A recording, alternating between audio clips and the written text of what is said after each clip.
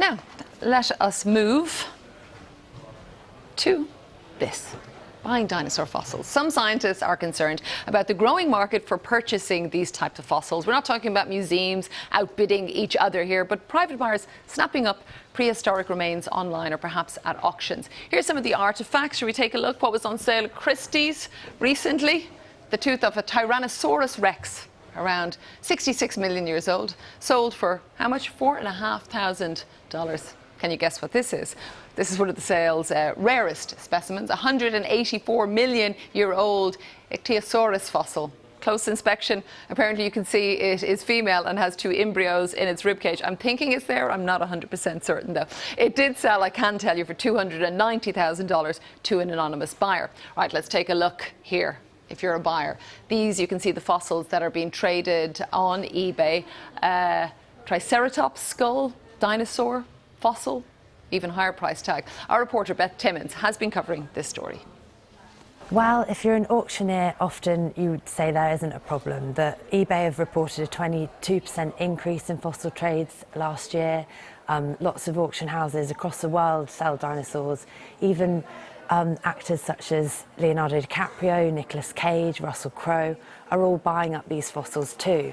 So from their point of view, there isn't anything wrong with buying some of these prize specimens from science. But if you're on the other side of the coin, if you're from museums, many paleontologists have been telling me that this trade threatens their research. So why? Well, this is because if you're a paleontologist working at the Natural History Museum, you may not even know that a specimen has been traded that you might want to research. So one of the paleontologists I spoke to, Dr. Susanna Maidman, told me that the Stegosaurus at the Natural History Museum called Sophie, she's 151 million years old, and before her we didn't even know how many plates there were in the Stegosaurus's back. So without this kind of vital information, science can't move on, because often there are cases where the owners aren't necessarily able to let scientists come and research their fossils. Well, you're kind of answering my next question, actually, Beth. I was wondering if somebody like Nicolas Cage has a piece of a dinosaur in their living room or wherever you keep these things, you know, are they continuing to allow researchers to come in to take a look for the education or the research to continue?